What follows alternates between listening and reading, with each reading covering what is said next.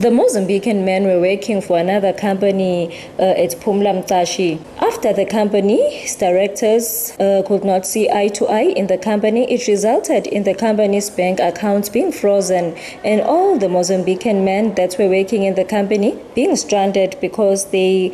were moved from the houses that were being rented out by the company. The men have been left with nothing to eat and currently finding shelter in tents. The director of the Mozambican Association, Mr. Domingos Tomo, explains. Abakakhona ukusotha out lama salary bese basala bacabana basala bachubeke nenkantolo yabo nakubophana kwabo nalama malungelo abo nguloku khona nyalo la bahlabe enyanza yela abantu bafika kimi big band batokhala lokho sekucala nje mhla ka 5 sona ngakhumbula kahle mhla ka 5 last month bakhala sikhulumisane nabo sisane emaphoyiseni bo big band sisane emaphoyiseni bo Spofanini kuthi lenza ukungayiwa khona Mr Carlos kuthi lenza ingabekwe khona lenza bayalabantu la sibabekele njengokubona nje uze bathole le change ngoba balele 2 days ngala ngaphandle phansi kwesihlahla sinena sifika la sibakhanza bala sifike kuthande ebusuku la sibakhanza balele ngaphandle la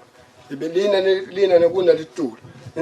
isimo sinana sisihlathemisa umtimba vele simatima kakhulu lana nje solo sibabekele le tent sibabekele kuthande le tent kuthi nekudla kuthi nemandi kuthi kukhona nje umuntu otosuka wende njani bende njani kuyakhalisa nje lokukhona ngulesimo lenisibona kulesi balahliwe labantu la kuthi lenzawule kuthi le office singabikele khona sibikele office ya phansi kwaNtshonangulu lelibukela